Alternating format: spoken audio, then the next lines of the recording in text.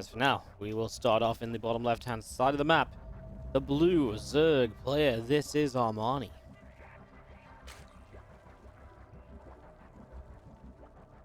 Obviously, we did not get to see him yesterday. He came straight into the round of 8. And by coming straight into the round of 8, obviously bypasses the round of 12. And this is the one round of 8 match we didn't play out yesterday. So here we are with the final quarterfinal of the WardiTV Winter Championship Preliminaries.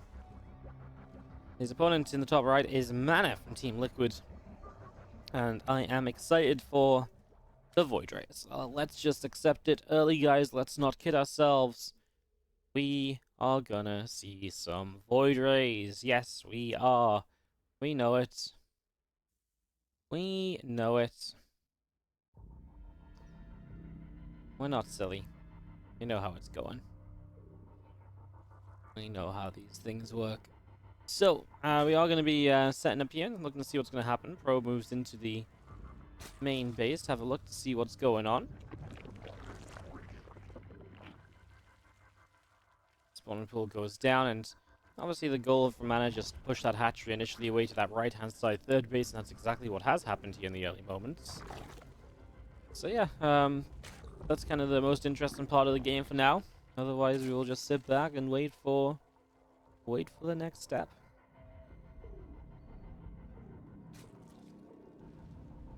Probe checks in down on the natural. I'm just going to be seeing the probe up into the main, having a look to see what's going on. Drone from Armani going to move out down to the low ground.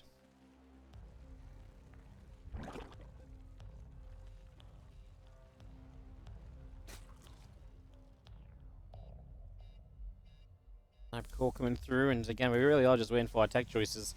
Armani and MaNa, talk about these guys and playing against each other and stuff, and you know, Armani, how they did in the groups is what I really want to talk about, because Armani came out top of his group, and he did have a little bit of trouble against max packs. So that's worth keeping in mind. While MaNa looked pretty convincing against Denver, so just comparing the PvZs that these guys played. I mean, MaNa's actually had a great tournament. He lost to Cure, but otherwise he's beat Denver, Patience, Prince, and yesterday he looked amazing against Cast. That was not even a close series, right? So he's having a great time. Obviously, Armani was 3-1. He beat Geralt Vanya Young. He lost out a max pack so far. You know, coming into this, I actually think it's a pretty close series. I actually think this is a pretty competitive one, back and forth. I really think that both sides have a pretty good bid to win this, as we are going to see our first Stargate unit of the game is going to be an Oracle. It's not even a Void Ray to start us off right from the get-go. Oracle on the way out with the Overlord of Armani, making its way through the center, now down to the bottom side. Just continue to move along here in the early few moments. Lings and Ling speed. Queen is on the way up. We see a Twilight Council on the way from MaNa in the back of the main. The Oracle still coming up on this Stargate, and just going to be seeing a few Lings continuing to make their way through the middle of the map. So coming through the center, continuing to the upper right, and they are going to put themselves in just a position to kind of just keep an eye on what's up, just keep an eye on what is happening. See the Oracle here to spot the Lings a little bit as well. And look at this, Twilight Council on the full up, so we're not going to even see a Void Ray. Oh, we are going to see a Void Ray, but it's going to be focused around actually being a Resonating Glaive setup, right? So the whole idea here is to set up into Glaives. This Adept does not want to go down. That's a big issue as the Oracle turns back away. Oh, this is actually problematic. I mean, you just don't have a unit here right now as MaNa, so losing that Adept is, again, a little bit painful right now, as we're going to be seeing these Adepts continuing through. A couple of Lings still going down. It's going to be seeing the wall off now, canceling Glaives. There's a game coming up. The question is, what do you figure this out as Armani? He's building a lot of drones right now. Obviously, it is Stargate into Glaives, so you don't need to cut it like 40 workers like usual. And now he places a Roach Roaring, so it feels as though Armani is kind of on the right track. Roach Roaring into a lair. I like that. I think that is absolutely moving in the right direction here. As the Resonating Glaive's coming up to being about halfway done. Just going to see a couple of Extractors still building up. Ling is back away. I mean, yeah, it's tough, right? I mean, Armani's going to go to 55 drones, and then he's going to make Roaches. And if he makes enough Roaches, and these Adepts don't achieve anything, This is going to be a really, really tough break for MaNa. It's going to be really difficult to make this work. The Adept move out is going to be seen, so Armani did start a work because he's gone beyond the 55 I suggested. He's gone to 62 now. And that might give you a chance to get something done just because of the lack of roaches. 6 roaches building, not ready yet. Pull the wall off to buy a bit of time at the front here then. That makes a lot of sense. Step's going to try and break through. They actually will get rid of that Evo if they want to get in, but then there's Lings on one side of them, roaches on the other, and this obviously is not really looking all so pretty. You're going to see the Adepts continue to move on through. And gets picked off. The roaches still moving in. The Ling chasing this down. And there's going to be more of these drones continue to drop at the moment. So workers going down here as the 4 workers get picked off. We do have an Oracle from MaNa down in the bottom side. And these few Adepts of MaNa are going to turn away back up the left. And just going to see the Lings, the Roach, the Queens. Just going to push those Adepts away. There'll be a couple of Adepts going down. It's just such a good defense from Armani, right? You lose 5 drones in the stasis ward for a few moments, but that's really the worst it's been. Right? There's nothing else that's really going on here. So see a drone going down, turning around a little bit. We do see the Voidra on the way up, +1 air weapons coming through as well. So we're going to go into Voids behind this with the double Stargates. I guess we can start making Void Ray sounds, guys. Just need these Voiders to fight something. Oh, maybe this Overseer. Maybe we get to play our first Void Ray sounds of the day. You guys excited? I'm excited. I'm hyped, actually. I'm ready for this. I've been waiting for this one all day.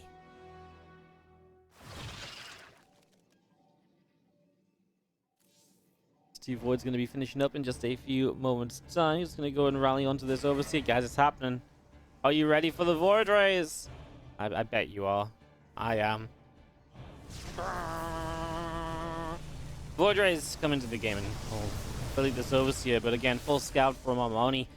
He gets to see absolutely everything is what's going on. He didn't see the fleet beacon, right? So he misses that. That came down after the Overseer left over this top side. Roaches and Lings pulling back down through the bottom again. The Void Rays continue to move down the center.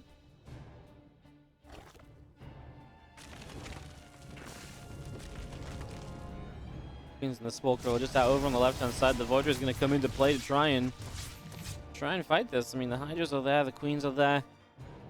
It really feels, I mean, Armani's going up into Lingbane Hydra. He's absolutely going to be able to hit a timing with Lingbane Hydra to really make MaNa hurt. MaNa also going to go into Robo Base. He's going to go Disruptors behind this as well. I don't like any of that.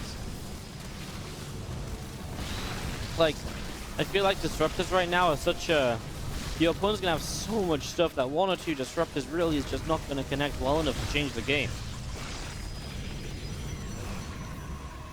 I don't like it.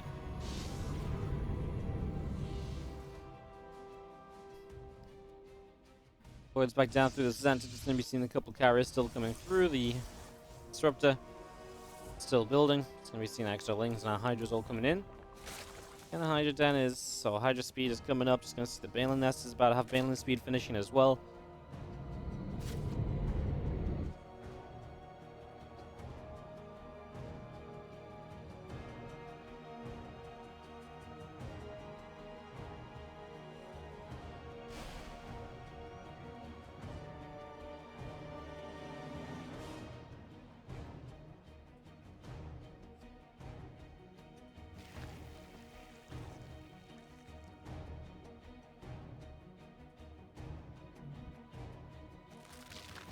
Here comes our aggression. I was talking about Lingbane Hydra. He's going to bring the Queens as well, I guess. Why not? Bring absolutely everything.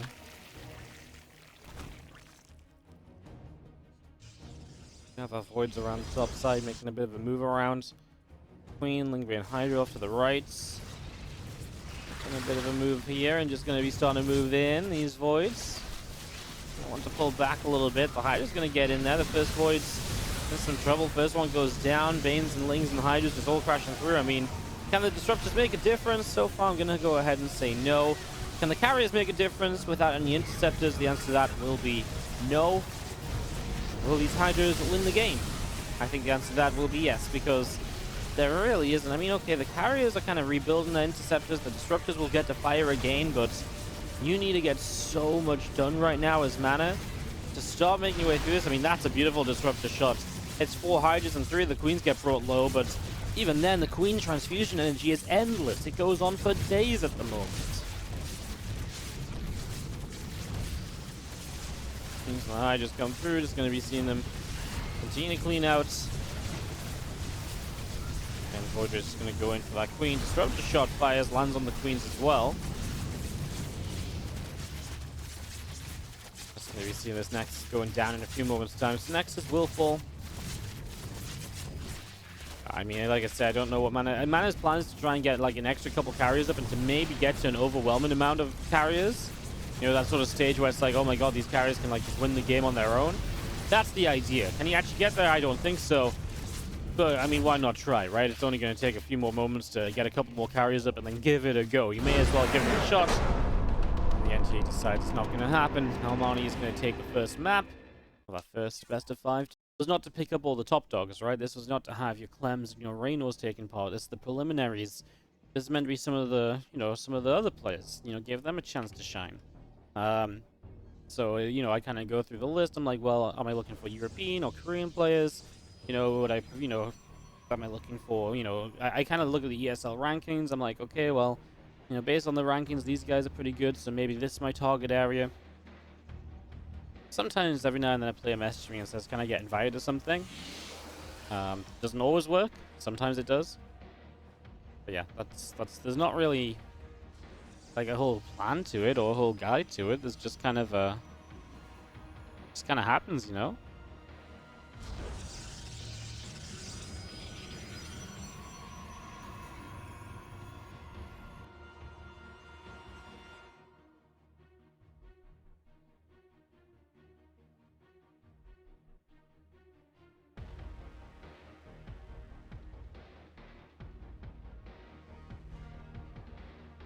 Just curious. No, I mean, it's definitely a fun question. It's one of those behind the scenes things, right, where you don't really, you know, it's not really too weird, I think, to say, like, you know, nobody really knows what goes into running a tournament, right? Everyone, you know, as far as you guys are concerned, you turn into the stream, there's a tournament, there's a prize pool, there's players, right? There's a lot of communications that go on behind the scenes, organizing, scheduling, talking to players, talking to other organizers, trying to find prize money.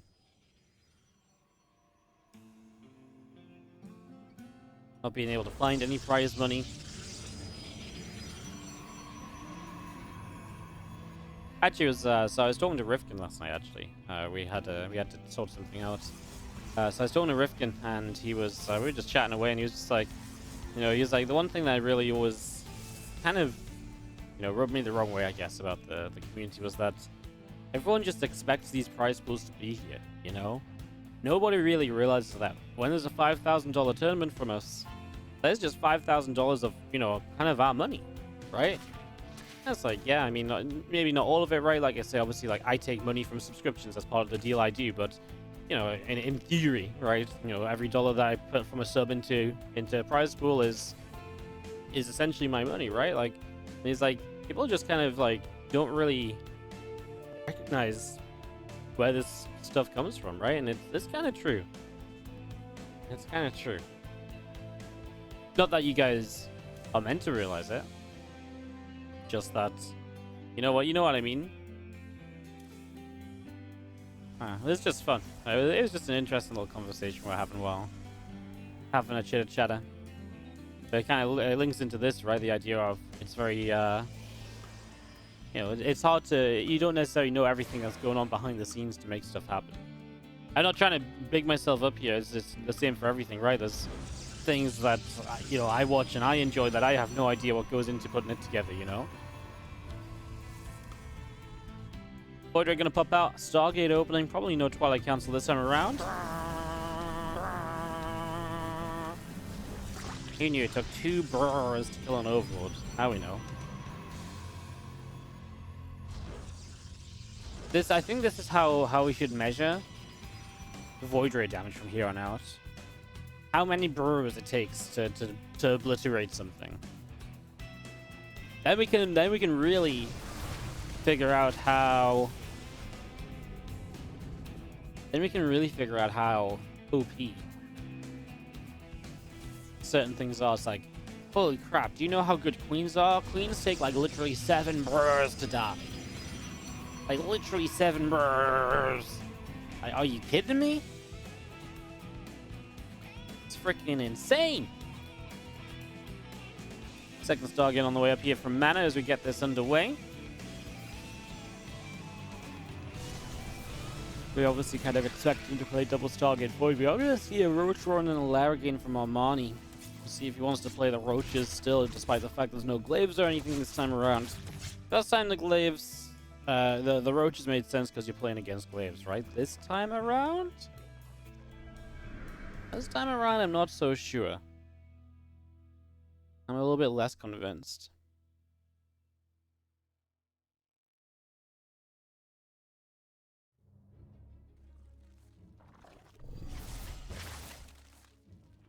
Uncle moves in, he's going to get a couple of creep teamers. Will go in for some drones. So a couple of workers already going down, and not a bad start with the Oracle as the Void Rays are making their way across the map.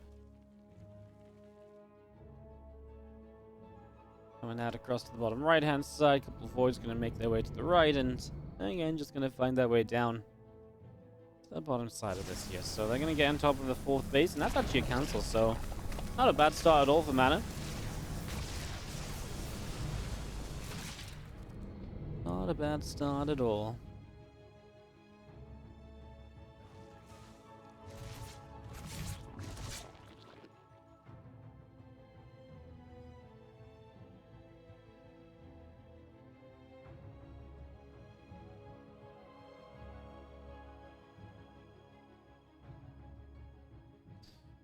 Voids backing up the right-hand side. A couple more Voids coming in. I actually got an Overlord in the top. There's a Hydra Den coming through on the natural expansions. Again, now ready to go as we see the Forge and the Robo Bay both coming up into the main base. The +1 air weapons is coming through on that Cyber Core. Spire on the 3rd base. The Oracle comes in, drops a Revelation, hitting the Hydra Den and a chunk of drones with it. So just keeping an eye on things on that natural. MaNa going to go into the Robo Bay now. Armani's going to play a Spire. You know, we saw Raynor playing this the other day, this Spire style, and I won't lie, at first I was very doubtful about the Spire. It was one of those things where I didn't really believe in it at all, and then Raynor kind of showed us, hey, I can make this work. And it kind of had some successes. It also had some failures. It wasn't a super clean, guaranteed kind of thing, you know? But it definitely revitalized my hope for the Spire play. Now, MaNa's gone into a 3rd Stargate and a very quick fleet beacon. So to me, this is the worst case scenario for the Spire. Because if you make mutas here, you're going to be running into triple Phoenix production. That's what I see. That's what I don't. I mean, this is obviously maybe build order. You know, it comes down to builds a bit, but are you just rolling the dice as to what the follow-up is going to be? I mean, MaNa going into like a nice quick 3rd Stargate, going into Disruptors, like. This is just kind of how MaNa does it, right? He keeps building the Voids. He does go into the fastest Stargate, the fastest fleet beacon. We saw it last game as well. Did the mutas really capitalize very well on this? I am doubtful to begin with. I'm intrigued to see where he takes the mutas to start. Is he going to try and jump on these Void Rays? Is he going to try to hide them across the map and get on top of Stargates? I don't know what the best option really is. He knows where the Void Rays are. The Void Rays are quite far back now, of course. Void Ray speed on the way, by the way. So these Voids are going to be really actually able to almost keep up with Mutalisks, in fact. So that's going to be kind of neat as well. Oh, MaNa saw the Spire. I did not realize that MaNa saw the Spire. My apologies, guys. I really did not think he'd scouted that. But he scouted that super early on. I had no clue. Wow, these Void Rays just shoot down the mutas. This is absolutely one of those games where I look at the Spire and I kind of go like, huh? Like, what was this meant to be?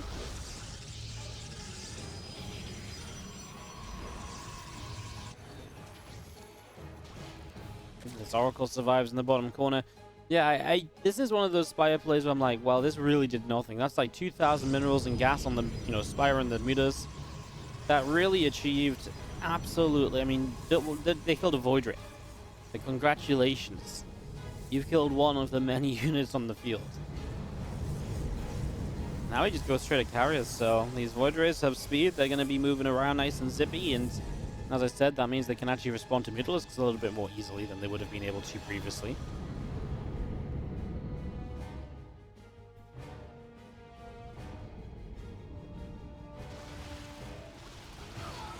You just dive in and grab a unit just out the front, kind of a spotting unit. Actually has the Observer, so making some value out of these, but of course you've got a huge way to go to truly justify this entire investment.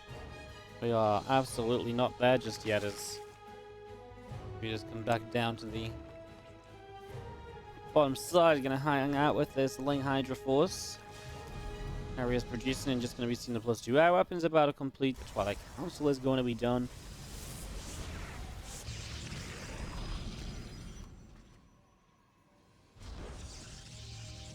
And he's able to grab an Ovi or so in the main base.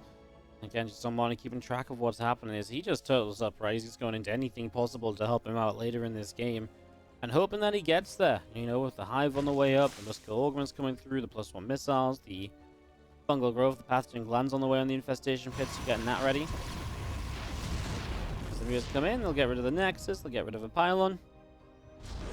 And they will build up a Nexus on the left side as well. I'm just going to be seeing the Interceptors flying through, the Lings being picked away at.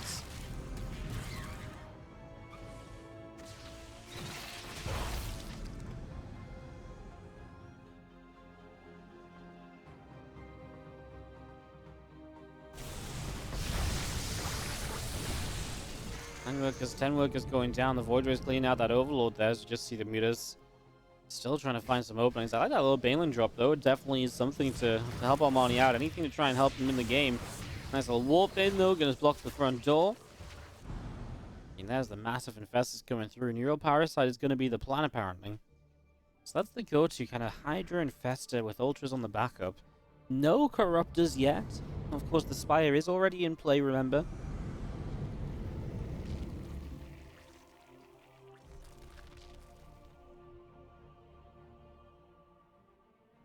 Army comes back out the right-hand side. Still a few more Baneleys of Armani just rallying up to the top here. Mutas are going to dive on in. Going to go for the Nexus.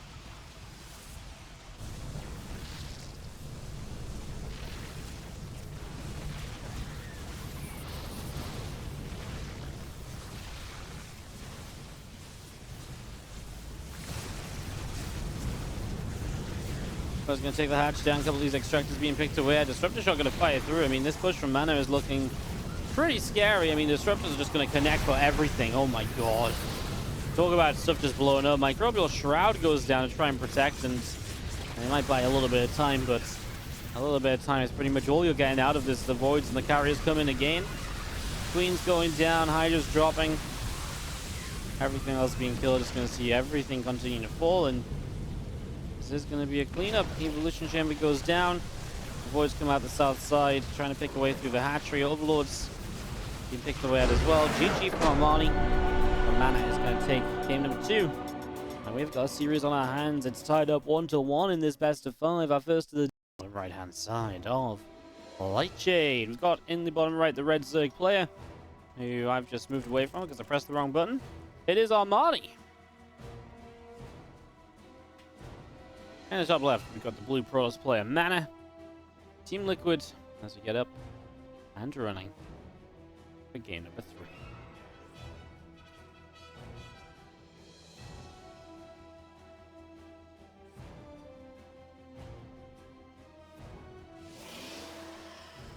Probe going to Chrono Boost out of the main base, and we're just going to see it coming down to the natural. Going to drop down a gateway.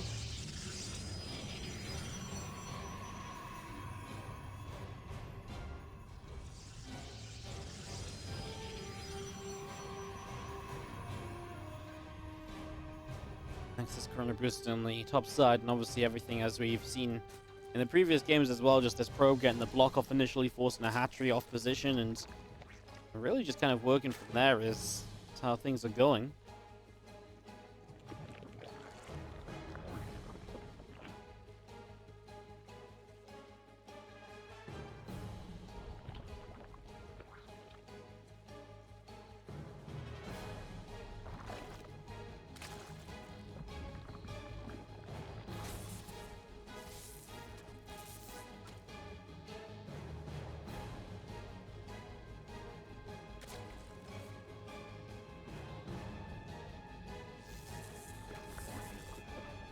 Bro is gonna nibble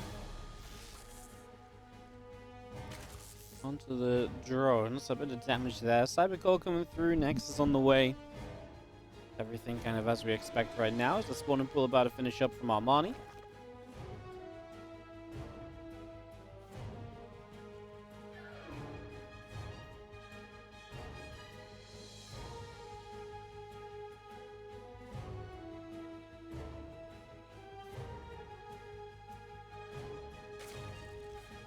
Getting a couple queens coming in, link speed's on the way. Need warp gates. Building on that Cybercore's adept coming through. Just gonna skip Twilight Council. On the way up here as well on the main base, so making some decent progress. For the moment, as a couple of these queens continue out, drones are still producing.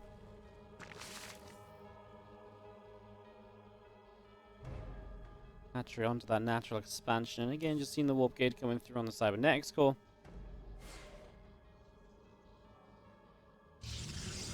And Twilight about to finish up the robotics facility building now, and you have a different opening, friends. Something away from the double Stargate Void Ray. So what are we going to do? Are we going to glaives it up? Or are we going to go super old school and put a dark shrine down? It's going to be glaives. He's pulled some workers out of gas, so that pretty much always indicates glaives. Could go dark shrine behind this. I wouldn't mind to see 6 gates either, right? Just a way to mix it up away from that typical 4-gate adept play. I kind of cool to see MaNa just taking a completely different approach though, right? Just taking a step away from what has been the go-to meta that we've had hammered into our skulls for the last, well, a couple of weeks, definitely. A little bit longer than that, really.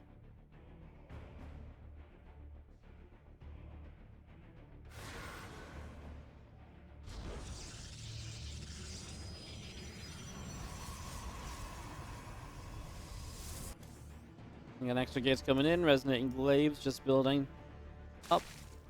So this is going to be just the 4 gateways. Spinecrawl already coming through from Armani. Now the Rotron drops down about 4 minutes. That's fine as well, typically. The big part of this is going to be the Dark Shrine on the way on the follow-up. So we're going to see the Dark Shrine coming through.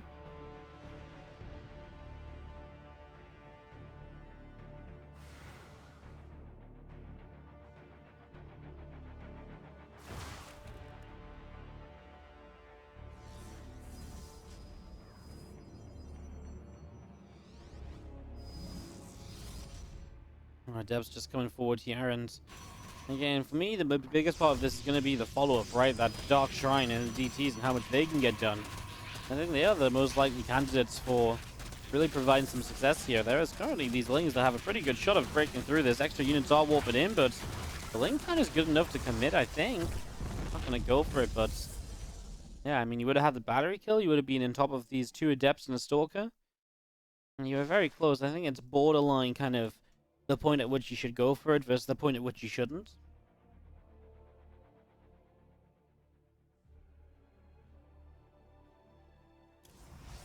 That shrine just going to be finishing, just going to be some extra spores on the way up. Our drones all coming in. Again, a couple of DTs and the Adepts all coming through as well. Just going to put the pylon in the back. The Adepts of MaNa are going to make their way down to the bottom side.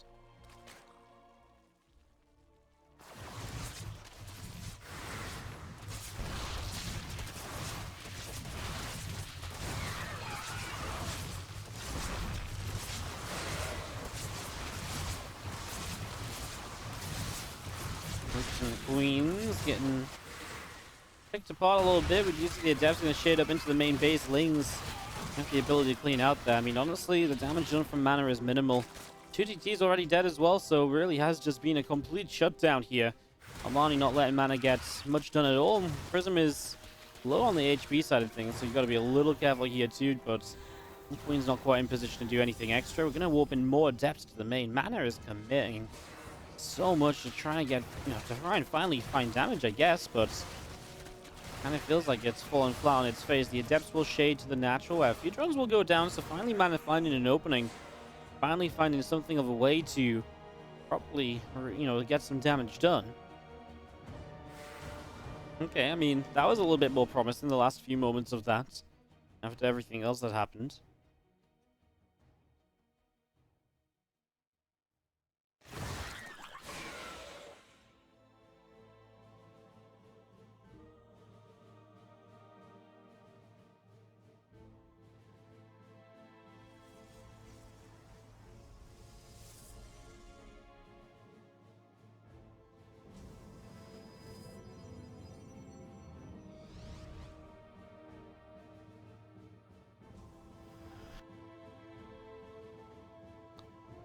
I was gonna see as 3 extra gates come down, definitely feels like MaNa is rallying up for this big Immortal Adept push.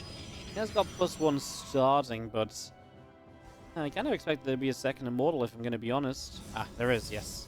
I was gonna say, to me, just one Immortal doesn't really make sense for this, but second Immortal kind of does. He warps in some Stalkers to support, obviously no Blink or anything. Armani has a good force. He actually didn't build any drones just yet, so Armani is just on unit production, and that means he should be able to absolutely crush through this, and that's exactly what he is doing for the moment. Obviously, the Prism will save the 2 Immortals. We're going to recall everything else home. Obviously, a few more units died during the recall, but Armani just shuts that down. He made the right call.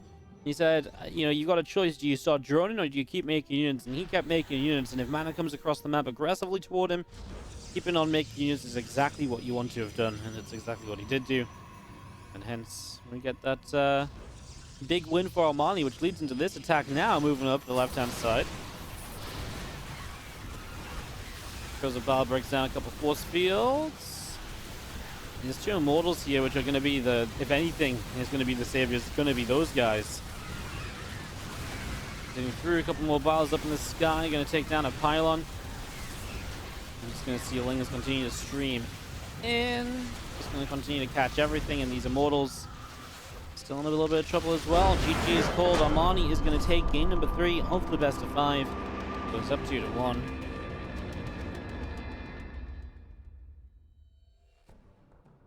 Armani back in the lead of the series.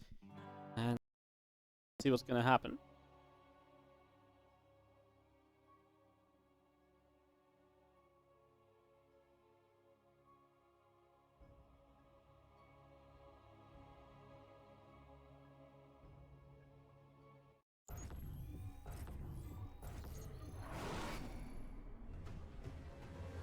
Top right hand side, we have got the red Protoss player from Team Liquid. This is MaNa.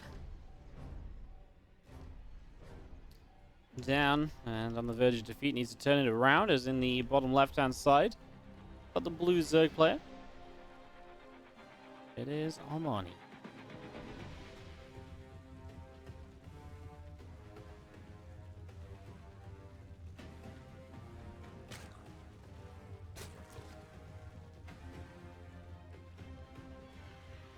Costum shows up 50 minutes late, complains that I've not invited him, spamming me on Discord. Ugh. You know, the stuff I have to put up with. You guys want to know what the behind the scenes life of a tournament organizer looks like? It's like, just imagine Harston is sat behind me, tapping me on the shoulder every couple minutes. But not when I actually need him here. Just when I'm not really thinking about him anymore, you know? Ay, ay, ay. What a fellow. What a fellow. Yo, I believe we have a shout out to catch up on as we just wait for this game to develop. Shaitam on the 11-month resub on the tier 3, almost a whole year. The happy Wednesday, Wardy hype, Wardy gold. Thank you so much for the tier 3, dude. Hope you're doing wonderful. I hope you feel bad, Harston. What have you done to poor Wardy? Harston doesn't feel bad. He has no emotion. He is a loco in the making. All he cares about is his YouTube numbers. He used to have friends. You know, used to see Harston at all these events. You know, very popular guy, very well-spoken, funny guy. Always, you know, always making people around him laugh. But I'm gonna say it's been probably about a year. You know, probably since Katowice last year, since I saw him at an event, having fun with people. And coincidentally, that was around the time Harston started making his YouTube channel and started to really grow, become YouTube famous. Now, I'm not trying to connect all the dots for you, because I like to think, you know, if you get given a, you know, join the dots book and say, you know, the first 99 dots are complete, and all you do is put 99 to 100 together. It's not very fun, but I just want to make sure that the outlines are there, so you guys can figure it all out. I'm not putting ideas in your head. I'm just getting them ready to be formed just by yourselves. Question mark. I know what I'm trying to say, but I also don't. The YouTube channel really changed? No, it really did. It's quite unbelievable, actually.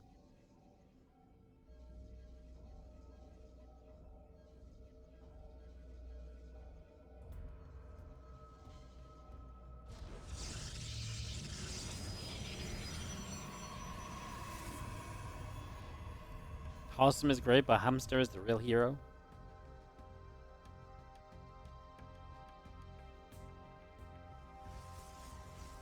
Why have we not had any Awesome Hamster fan art?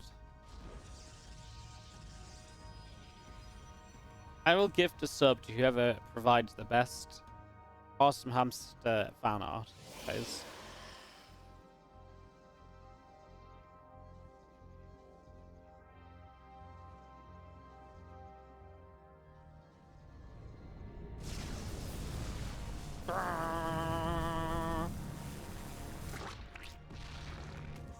I have an explicit description of what just happened in the main base here.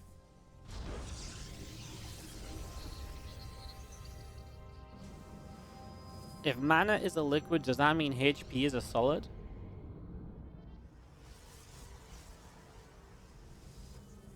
Or what's a gas? Dun, dun, dun.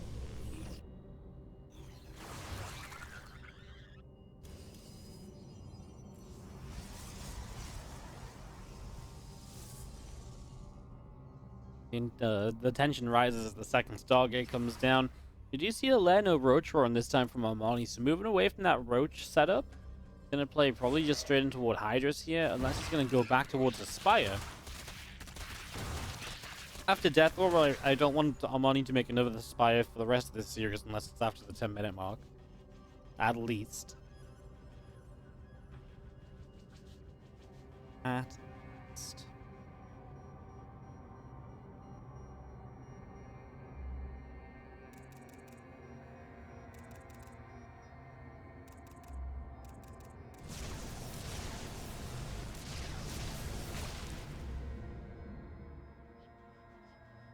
Void just continuing producing M+1 air weapons is on the way, and we do see the Hydraless Den building from Armani in this bottom corner, so kind of as we expected to be.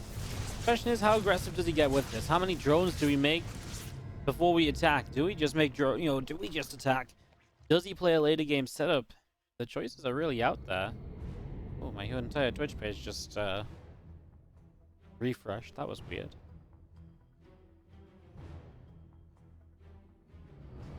It's unbelievable that this is actually Wardy's favorite matchup. Well, to me, PvZ really symbolizes the greatness of Starcraft 2. You can make a unit as beautiful as the Void Ray, and what's really masterful is it really showcases that even players in the lower leagues can grasp SC2, take it by the handlebars, and just take it for a ride, because how often have you seen a mass Void Ray style in 2v2 and 3v3 down in Bronze League? This is the matchup that connects the Grandmaster players that are actually Grandmaster to the Twitch chat Grandmasters. It's matchups like this one where people in Twitch chat say, Void Rays? I make Void Rays? Void Ray, like that, it connects people, right? It brings everyone together. This is why StarCraft 2 is on an upswing, guys, because Void Rays, people get it.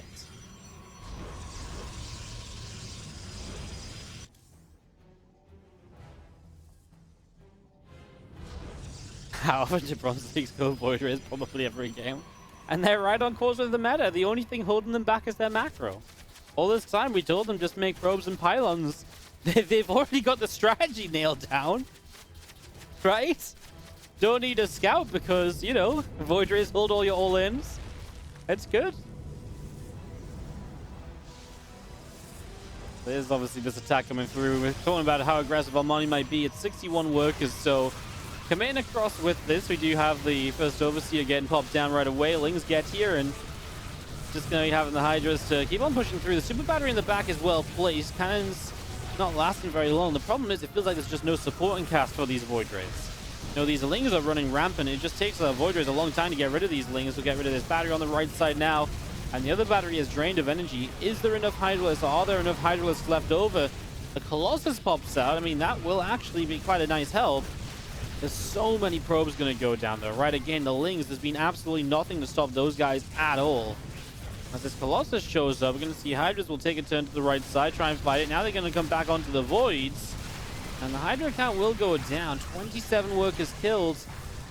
It resets the economy for sure, and now we see meters being made. Oh, Armani, I said I didn't want to see Aspire until, like, after 10 minutes in the game. This is not after 10 minutes in the game. Has he done enough to justify going to the Spire? I mean, it might work because he's making Colossus, right? So there's no more Void production or anything, so it might have some hope there for sure. Things continue to go down, probe after probe, continue to drop. A lot of work is just falling, and okay, this is definitely looking good, but I'm still not 100%. I mean, how many voids are on the map? 8 against 16 meters.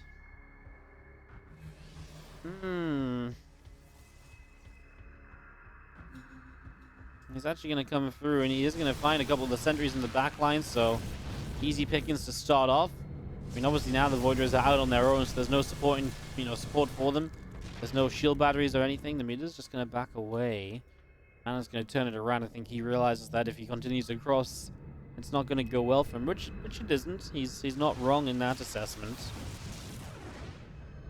Another Void Rig goes down. Meter's now up the right-hand side. Going to make a bid for the main base. He's just going to go dive onto the Void Rays, and I think this Mutalist count is just going to be a little bit too much. I mean, you can see Flux Veins on the way, more Void Rays on the way, but Mutas are going to get the job done. Armani is going to move through to the semi-finals, but he will take on Soul.